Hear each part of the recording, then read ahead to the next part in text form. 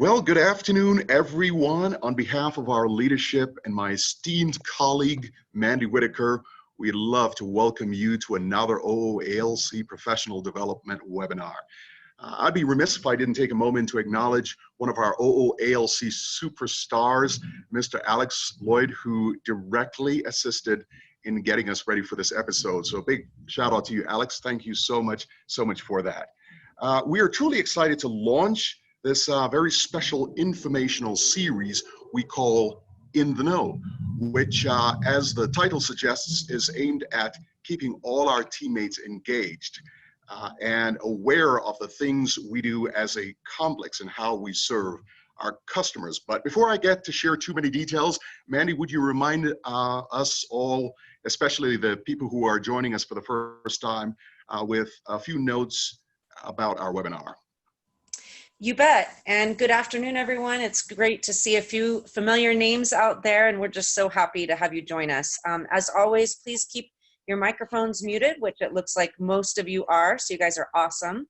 Also, if you're not familiar with our chat box, please use it. It's in the bottom right-hand corner of your Zoom screen. There's 3 dots. If you click on it, it'll enlarge a box and you can type in questions. In fact, we want you to do that after the spotlight or during the spotlight presentation today, so that we can answer those questions. We do have about 45 more minutes together today, and on the next slide, I wanted to kind of give you a visual of how this webinar series is going to look moving ahead in the future. Like Ron said, it really is aimed at connecting people to the mission. When you meet people, a lot of times they don't know what goes on in their own group. They don't understand that bigger picture. And so with sharing stories, and I apologize, I've got the sound of freedom flying right over me, which I love. But with sharing, those stories, our goal is to hopefully make you all feel a little bit more connected, not only what goes on in your groups or your fellow groups, but your fellow offices that are around you. Not only that, we all need more good news. And so quarterly, we are going to be grateful to have our leadership. Today we have Mr. Fox share good news. They're going to share good news highlights from across the complex of what they see that is really noteworthy. And then we'll always have, on a monthly basis, we'll have a good news spotlight. So those of you that are in GSUs or AMARG, we want to include you in this. You're part of the complex, and so we want to share in the future what is going on out there from your location as well. So we'll always end every session with some fun facts that you may or you may not know. So more to come on that. Ron, what is the objective for today? I think we've already stated it, but yeah, well, we certainly hope that at the end of each episode, we will have a greater sense of esprit de corps through a vivid awareness, inspired connectedness, and keen engagement of the OO-ALC's unique contribution to our warfighters, our Air Force, and our nation. So to get things kicked off on our maiden voyage here, we are pleased to have Mr. Eric Fox, the Vice Director of our complex, who will share a few OO-ALC headlines and keep us all in the know. Over to you, sir. All right.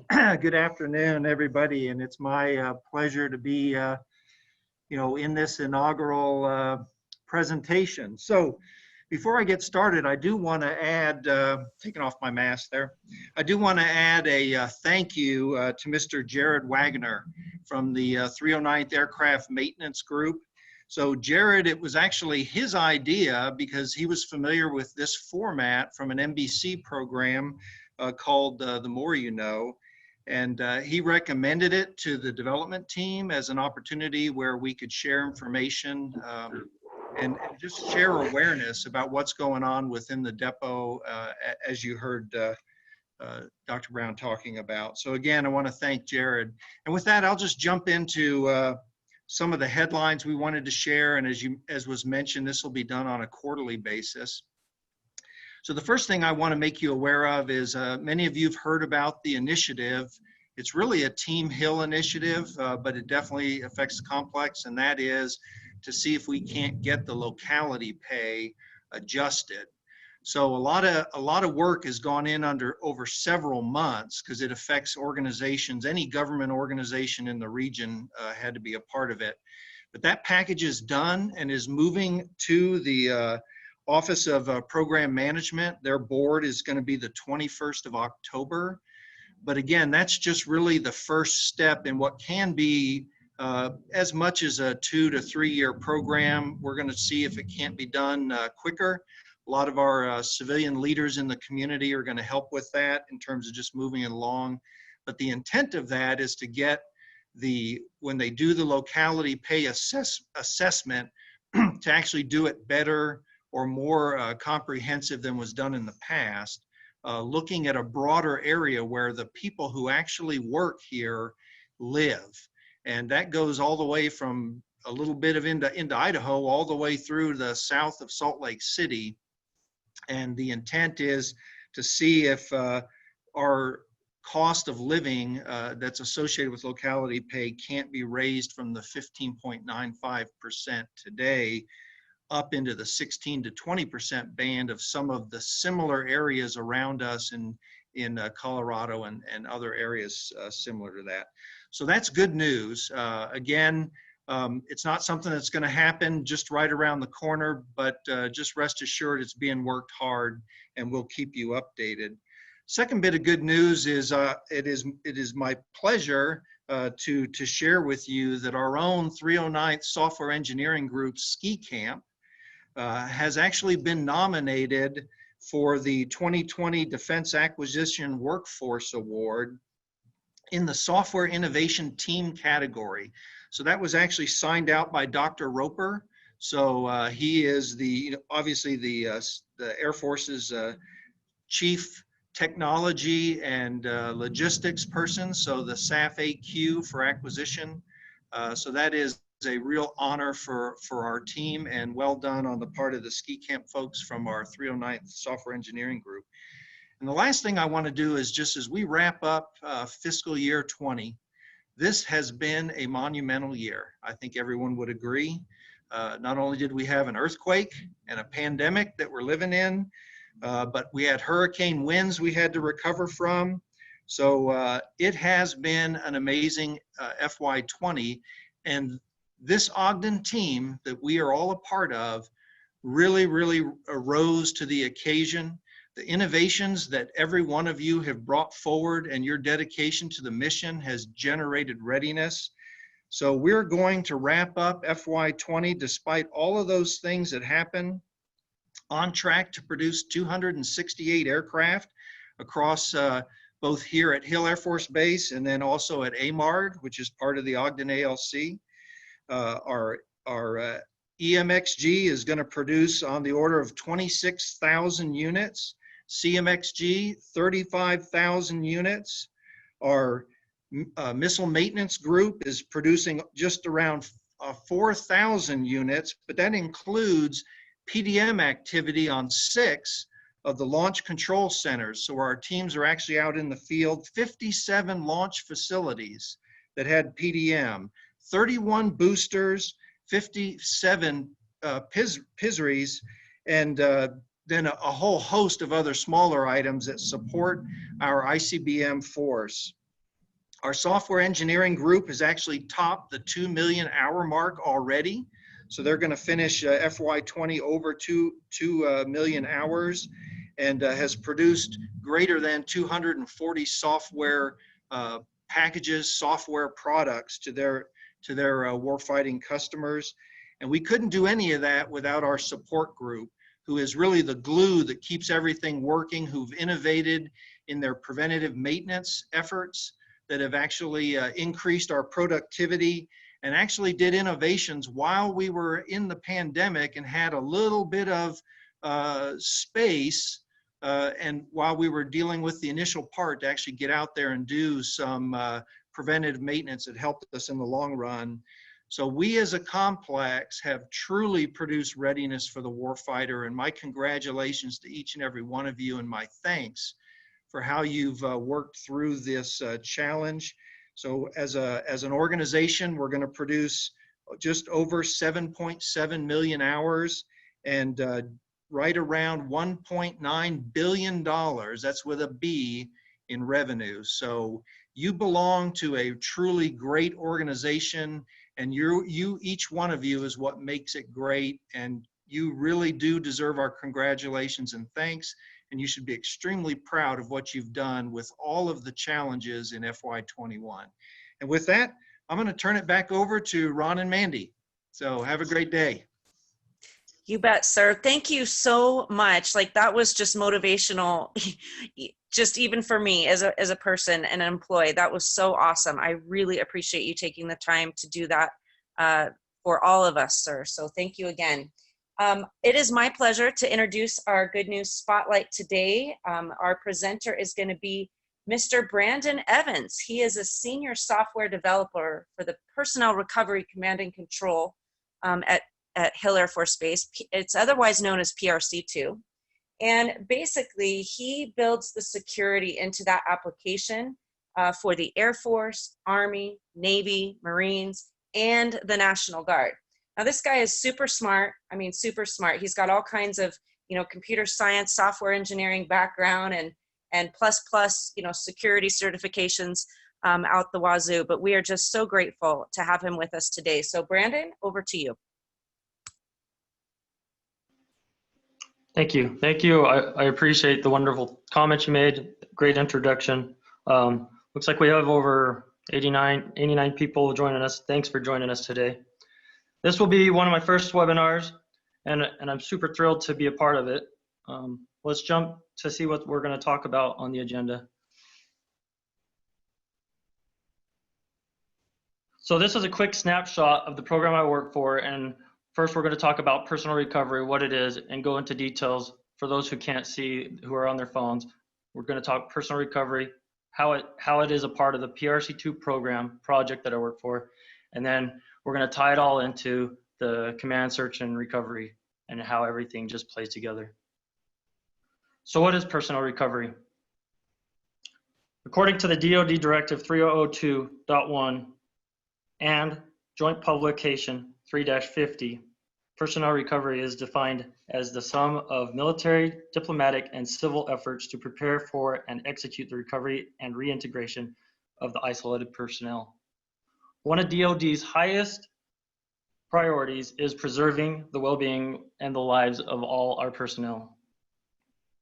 Personnel recovery is about the people. So take, for instance, an aircraft goes down behind enemy lines. Most likely what we're going to do is destroy it. We're going to remove any evidence of that aircraft, reducing the chances of any of our enemies reverse engineering any of our equipment.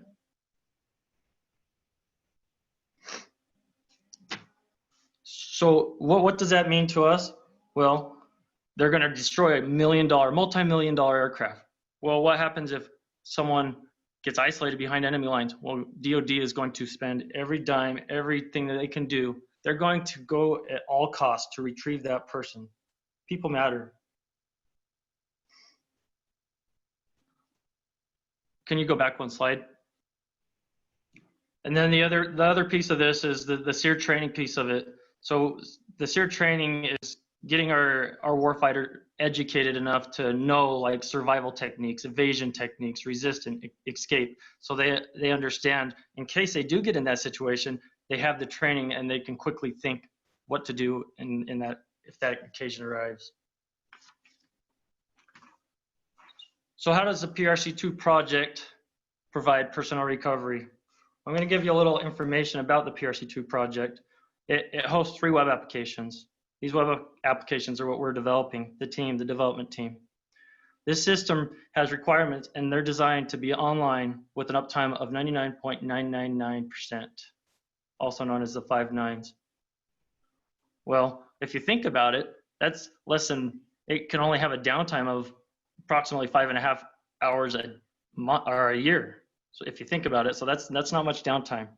The system has redundant servers, meaning that if there is a failure, it will never skip a beat. The PRC2 project developers develop applications using agile methodologies. What this is familiar to is how outside industries are doing it, like Amazon, Facebook. These companies are providing quick, simple little projects, quick, simple little functionality pieces to provide business value. Well, that's what we're doing too. We're providing small increments to the warfighter at a quicker rate.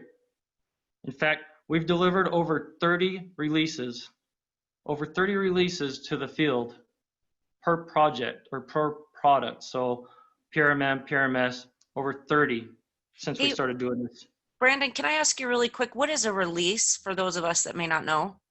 So Manny, that's a great question. I'm glad you asked that. So the release is going to encompass, or it's going to include, the technical data package. So what we're delivering to the website, so that package, it's going to include all our reports that are generated, all our configuration management, everything that gets delivered to the program office as a TDP, technical data package. That's what the release is going to encompass. And that's exactly where I was leading toward is, how are we doing this? You may ask, how is that possible? There's so much tasks, so many things that you need to do in order to release a product, right? Well, it all starts with automation. If you're doing things 1, 2, 3 times, you should relook at that and say, how can I automate this? I'm doing this more times than necessary. How can I automate this? So for instance, and it was mentioned earlier about the innovation, which is great. Love innovation. Well, our team was given the fortunate time to innovate what is called our continuous delivery pipeline. This pipeline produces or pumps through automation for both products. What does this do? What does it include? What are the building blocks? I could tell you. One, it's compiling and building the source code. It's deploying web applications to web servers. It's testing the design specifications of the code. Regression tests, that's important. I mean, we've gone through many iterations of regression tests, and I can tell you that what we've developed now is simulating every user's action in our application. 100% regression testing. Hey, Brandon, before we go on to the next slide, we did have a question that came up in the chat, and I wanted to at least ask that. He wants to know, were the many releases motivated by bugs or customer requested features? Most of them are customer requested features. As I'll mention later on, we're actually doing a re-architecture of one of the projects. And so many of those are brand new features. Some of these are new features, like with PRC2, or the next slide that I'm going to talk about, PRMS. There are some features that I'm going to discuss and talk about as far as syncing data from one location to another. Does that answer your question? Yes, thank you. And then the other things that we automate is report generation, security scans, delivery of the technical data package. All these things take some time, and once we automate it, we can spend more time developing and less time doing these manual things. So now I'm going to get into one of the web applications that PRC2 provides, and that's called JSETS. JSETS is an acronym. Can you flip to the next slide? JSETS is an acronym for Joint Search and Rescue Aided Tracking Electronic Tracking Systems. Basically, it's an acronym within an acronym, and it's very difficult to say. The JSETS web application. Thank you. The JSETS web application is used to register 4 or 6 megahertz beacons. The JSETS contains many off-the-shelf beacons registered with a 15-character hex identification number or a combat survival evader locator handheld radio. And I think this is an image on the screen if y'all can see that, and that's a C-cell radio.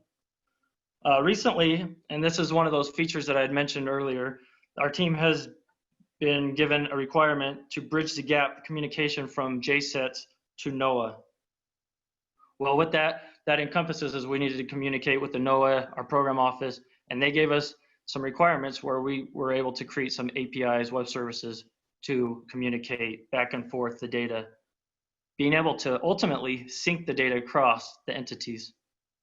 Before this even occurred, this was a manual process, and we could be out of sync at least or approximately a month. So this is a very, very good change. So Brandon, are you saying you took it down from 30 days down to instantaneous? Yes. So once the users register their beacons, once they update them, any actions in our database, it syncs it right up with the NOAA databases. So yes, that's correct. And it's a super good change. Very impressive.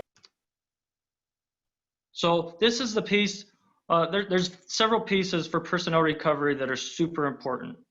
The first is location. And this provides us location. This provides us contact information. The next piece I'm going to talk about in PRMS is authentication. Can we roll to the next slide?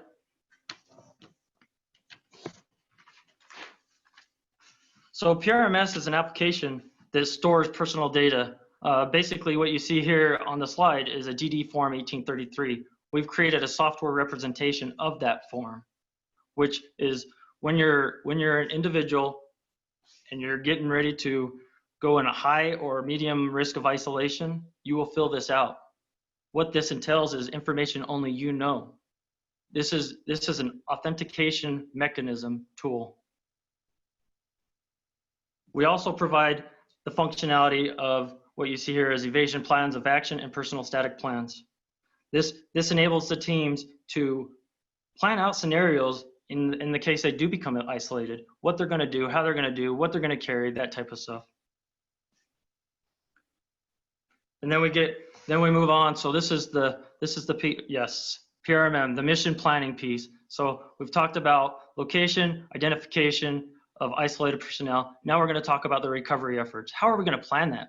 Well, this is PRMM, and this is what I was talking about, that we're actually re-architecting the application, which is super cool how the team's done this.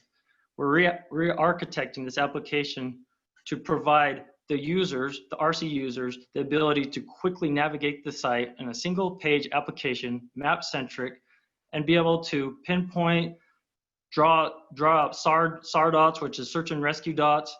So as you can see up top, there's a beacon across a scroll banner. The RC team can actually click on that beacon once that notification comes up. They can click on it, create an incident, and quickly start performing a recovery mission effort.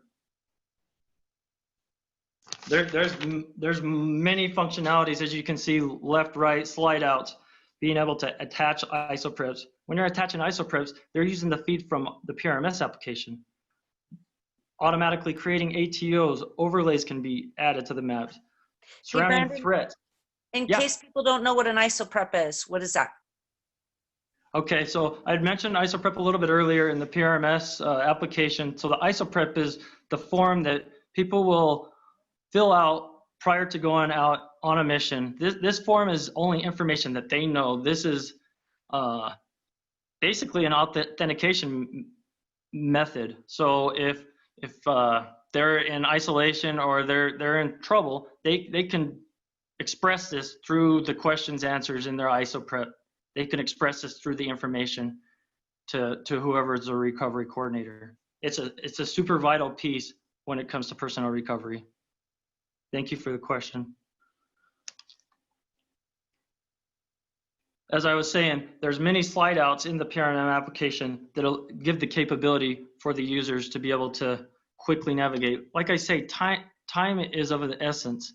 I mean, before this application provides the functionality, but it's a very, very tabular view with multiple alert pop-ups. You got to dig in several layers deep to get the information you're looking for, where this will simplify the activities and increase the chances of survival. So how does this all play into combat search and rescue? Well, combat search and rescue actually has 5 different tasks. It has the report, locate, support, recover, and then the reintegrate. Well, as far as the reporting is concerned, that can happen 2 different ways. You can report yourself, say, hey, I just got shot down, I'm out of the cockpit. Or it could be by others. Someone could say, hey, I seen this call sign going down. So that relates to, okay, call sign can be looked up using PRMS, PRMM. Both applications can look this stuff up, identify who this person is, and start collaborating an effort to save this person. Location is key. We need to figure out the proper location, the exact location of where this is happening. So that's, again, that happens with the beacon, C-cells. you trigger off a signal, and next thing you know, we have an alert going across a PRM banner screen saying, there's a problem. Well, then we use that to communicate with PRMS, and that will give you an indication of, or contact information of, who is this, who do we need to contact, who's their unit managers, that information.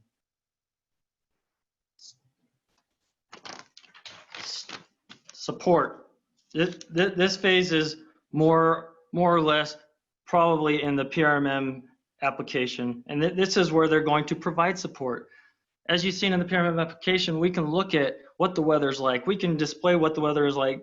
We can communicate that to the person who's in need. We can increase situation awareness of that person. And then the recovery effort. Ultimately, the recovery effort is going to deal a lot with authentication. Who are you? Are you under distress? That type of stuff. And our applications provide that information to quickly recover this individual. So let me share something very, very personal on the next slide. So here's a screenshot, for those who can't see, of a couple articles of a search and rescue happening in a canyon. Some call this a mountain rescue.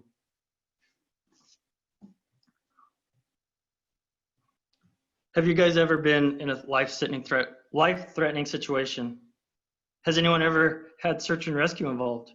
Well, these articles happened about 20 years ago, almost 20 years ago. And I was involved in this experience. Me and a bunch of friends decided to go hiking up on Ogden Canyon, for all of you that are familiar with that area, right in the mouth of Ogden Canyon, right across the street from the waterfall. We started headed up there. We got up there, and the mountain we usually climb is packed full of people. So in our curiosity, we decide, okay, let's go find a different location. We can find something else. So we hike up the mountain about 45 minutes and find what looks like a magnificent boulder. Actually, it's not just one boulder, it's two stacked on top of each other like stairs. And it looked safe. We had that sense of security that it was safe, because there were anchors already, in the mountain. So we started climbing, got our ropes, harnesses, put the dust on our hands, and just started climbing. We climbed all day, and we had a great time. It came to the time when we were getting ready to wrap things up, clean things up. I was wrapping the ropes. Friend was up top, unanchoring the ropes from the mountain. Next thing I know, the whole mountain crumbled underneath his feet. Watching my friend slide down the mountain, getting scratches, scrapes, bruises, cuts. Nothing too severe. But me, on the other hand, I caught one of the biggest boulders. That's funny, but I don't remember this. I'm told that it's one of the biggest boulders, and it knocked me out. It's a good thing too, because I had been told that I basically did a backflip off that mountain and just tumbled like a rag doll. The only thing I remember is rolling up that rope. Next thing I know, I'm laying in a hospital bed. So luckily for the quick actions of my friends, I had one friend, the one that got injured, not too bad, but a little bit, yell out and starts facilitating a search and rescue, well, basically in a rescue. And this is the time when we didn't have cell phones. So he yells to one friend, go down the mountain, call 911, get us some help. Yells to another friend, get down the mountain, see if Brandon's alive. Well, they find me, and I'm bleeding pretty bad, head, arms, legs. I'm basically in shock, trying to fight them off because I have no clue what's going on. One friend folds my scalp back over my head, and they begin to rip and tear their clothing, preparing bandages. I assume this is something that we learned during Cub Scouts or Boy Scouts, because they did a very good job at saving my life. They did this until search and rescue was able to come and take over. Search and rescue pulled me down the mountain on this stretcher. As you can see in these photos, that's me wrapped up. That's my nose. That's all you can see. Brandon, Time is of the I just can't believe how powerful this is. I mean, this is a big deal for you to share, and I really appreciate that. What was the extent of your injuries, if you don't mind me asking? So I was basically in the hospital for 3 to 4 weeks. I had a large amount of stitches in my whole body. I had large amount of staples in my head. And back then I had a lot of hair, so you couldn't really see all the staples. And at some point, like when I went to the doctor to get them pulled out, they missed like 3 of them, and I had to do that by myself. The other thing is, just recently I went to the doctor, maybe about 3 years ago, and they revealed that, or that I didn't know that I had broken anything, but they told me that I had a broken small piece of my back. I never knew that. So it was pretty extensive, and I was walking around with, at first I was learning to walk with like a little walker, and then I had some crutches. And this was pretty close to my high school senior year. So it was like right when school was starting. So I missed a couple of weeks of school too. It was pretty intense. Well, people in the chat box, we're all grateful that you made it through this and that you're alive. Thank you. Thank you. And so coming up to the next slide, I mean, I personally, in my heart, have a great feeling for this program because I've been on the other end. I know what it's like to need someone's help to survive and to be alive. I'm very grateful for how quickly people were to respond and save my life. And that's why I have passion for this project. I love working for this project. And I remember coming into this project in the very beginning, and I remember one gentleman was doing a briefing talking about his experiences. This was Mr. Del Zelko. He got shot down in an F-117 in Serbia. This man was able to come and tell us his story. And one of the articles from the night they saved Vega 31, I wanted to quote, "He is watery-eyed as he thanked us, as he thanked us for saving him." And I personally know what that feeling is, and I just want to ask everyone else, do you understand what that feeling is? When's the last time you were this thankful? And then I want to close out by saying, these things we do so others may live. And I now want to turn the time back over to you and Mandy and Ron. Thanks. Wow, that's very powerful stuff. Well, Mandy, do we have any questions? You know, let's look at the chat box. I know that there's been some comments here too. Let's see what we've got. And if you guys do have a question, go ahead and ask. This is your time to ask things to Brandon on the PRC2 program or his personal. No, you can't. I'm in the little phone call. Everybody's mic is on. Okay. Oh.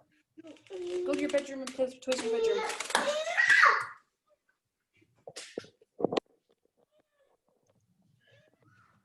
Ron, I don't know if you can mute that mic.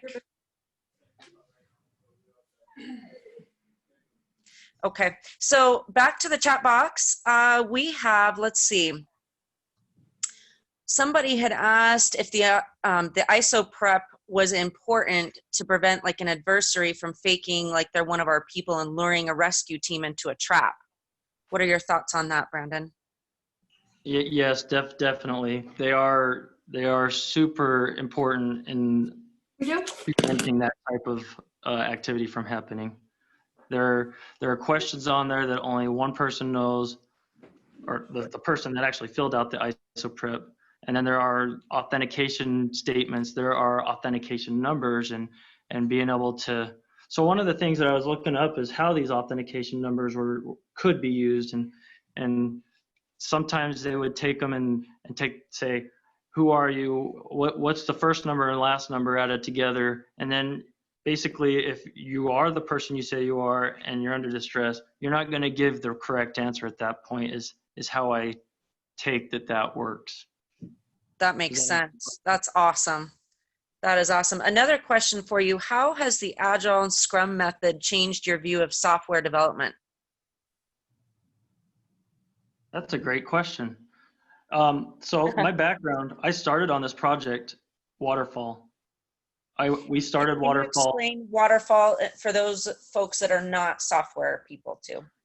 So basically, you have all these requirements. You spend a lot of time up front analyzing these requirements. And basically, the biggest difference between Agile and Waterfall is you're delivering incremental packages. Where Waterfall, you're delivering a bulk of what the requirements are that is asked for.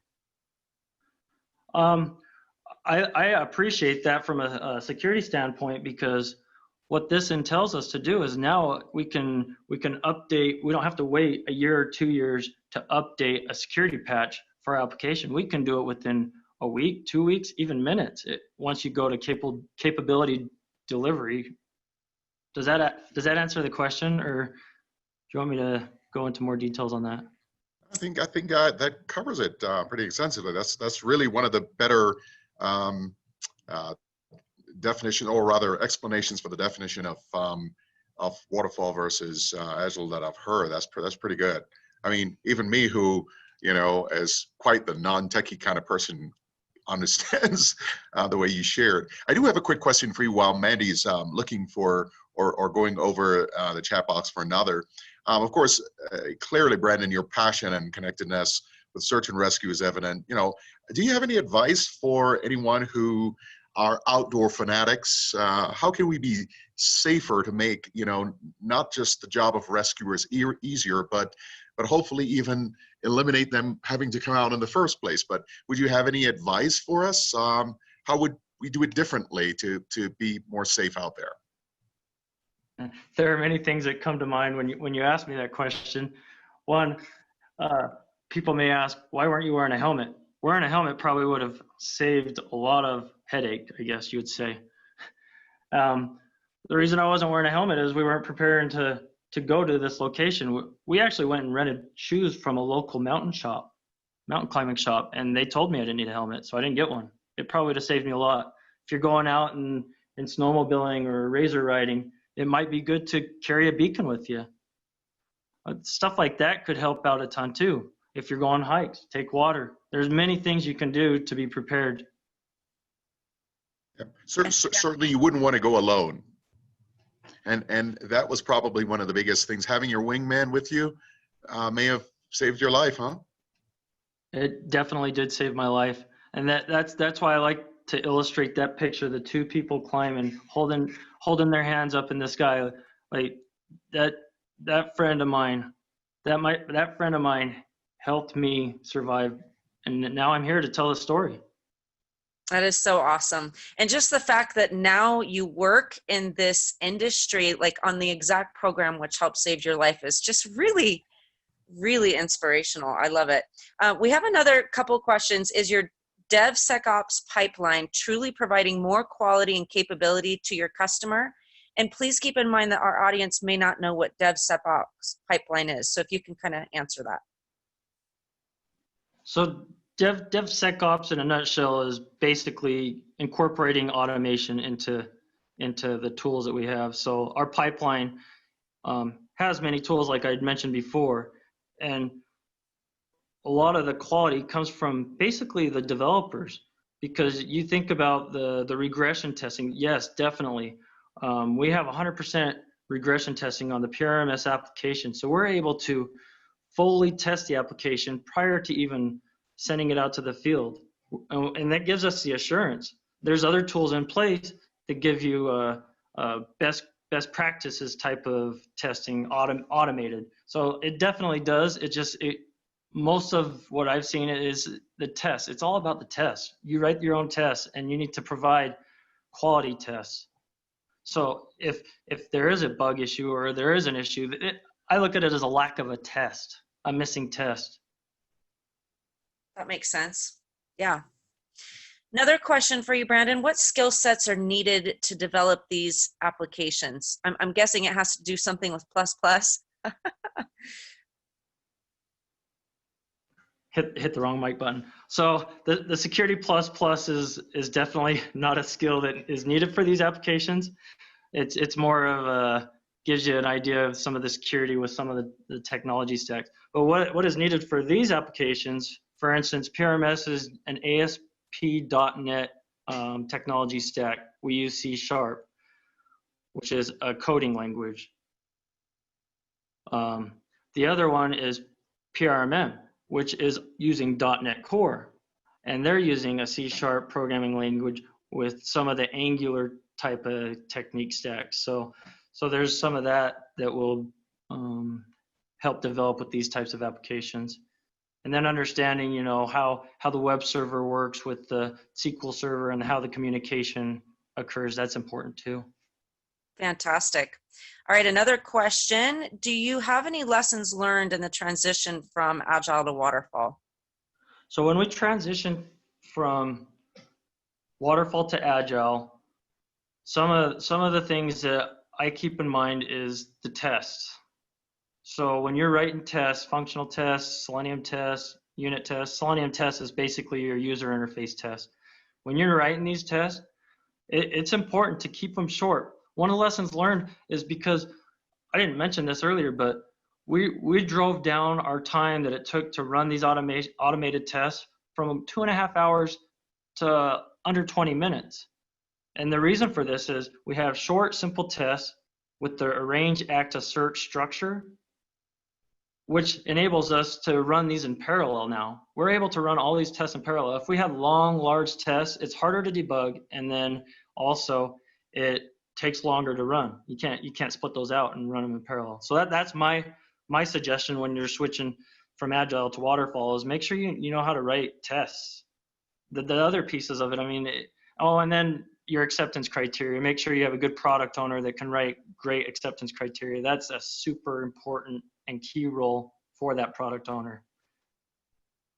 So there's a couple important things for transition from Agile to Waterfall, or Waterfall to Agile. That is very, awesome. very good. And you know, as I hear this, I think to myself, wow, I'm so glad there are bright people in the world, you know, and doing this stuff, because you know, they're just regular raw on the rocks like me that, you know, we just press the button and go, and we just are so impressed to have people behind these awesome lines of code and software that puts things together to make our worlds even better. So I know we're almost out of time, but Maddie, do we have a couple more questions before we get on to the No, I think that kind of concludes it. We just had a lot of, you know, congratulatory and great job to PRC2. You guys are awesome. And we want to make sure you understand, for sake of time, we want to get to all your questions. So if you have questions, especially for either Brandon or Mr. Fox for that matter, make sure to let us know what those questions are, and we will get them to them, and we'll get you the answers for that. So Brandon, I just want to thank you so much for sharing with us. That is just some impressive stuff, and it is so, I'm so humbled to be your teammate. So thank you so much for that. So each of these In the Know webinars will also feature a special segment we call Fun Facts. And these so-called fun facts are some of the things that we believe some will know, but we believe that all of our teammates should know. So we're going to kick off the segment and ask Mandy to share the first fun fact with you, and then we'll get ready to close our webinar for the day. So here we go. All right, so I am very curious to know if any of you knew that we have a U.S. Women's National Fly Fishing Casting team member amongst us. Yes, if you did not know that, she is number 2 in the nation for accuracy casting. I see that some of you know that. And yes, it is Miss Audrey Wilson from the business office and the support group. She's a resources director. And those are some photos of her doing her thing. But if you see her out and about, I mean, she really is just such an impressive lady. She is competing in the world in Sweden next year. So wish her congrats. Ron? Awesome. Wow. Hey, Mandy, I didn't even, you know, I got to admit, I didn't even know there was such a thing called a fly fishing kind of group. I think I'm going to start my own at the Jerk Chicken Club or something. I don't know, but that's pretty cool. That's casting to Audrey. We need to have her expose you to a new world. It is just pretty impressive. Here's something That's just about equally as impressive. How many of you knew that the U.S. Forest Service actually has a mission on site here at Hill? And I think it's kind of a neat thing to know, because with all the forest fires and things going on around us, it's neat to know that right here at Hill Air Force Base, Team Hill is supporting the U.S. Forest Service. They have their little pod somewhere on the flight line, and they launch and recover aircraft right here. And I just thought that was just a neat, fun fact to share. So if you see these airplanes launching and being recovered, they might be, some of them are coming right here from Hill, and it's just awesome to know that we're connecting to the community that way. All right, and our last fun fact for the day is, and you guys can participate in the chat, how many calls do you think our OB staff office gets on a weekly basis? Now, if you're not familiar with the term OB, it's a business office here at Hill. If your GSUs use a different term, but just on average, how many calls do you think they get? And they had fun kind of, tracking that for us for a week. And I see a guess of 250 out there, or 111. I was going for 75. Yeah, you were going to 75. I love that these are in the thousands now coming in. Oh my gosh. That's going to stress them out. The real number is about 160, which I still think is a ton of calls to deal with customers on a weekly basis. So that kind of concludes our little fun fact portion. Ron, what do we have coming up in the future? Okay, well, in just a couple of weeks, we have a day in the life of a female engineer. And I know this particular person, Miss DeWenda Wilson-Hutter, and you definitely want to be here for that. That is going to be quite the engaging interview to hear that, especially in the season where we're celebrating women. And also we have several other webinars coming up. We have D&I Part 5, Immigrant Story, and then we conclude this month with yet another, the second episode of In the Know. So you definitely want to be here for that. And having said all of that, we want to thank you absolutely so much for being a part of this webinar and all the webinars. Can we urge you to tell a friend that these exist? And if you do have a fun fact, or if you would like to be spotlighted on any of these In the Know webinars, please let us know. Send us your story, and we will certainly like to broadcast or get it out so that the rest of our teammates can know how cool you really are. All right, so if you can do that, we would really appreciate it. And one last note before I turn it over to Mandy for final comments, and that is, at the end of this webinar, we will go ahead and send out just, once again, a very brief 5-question survey just to ask your input and your feedback.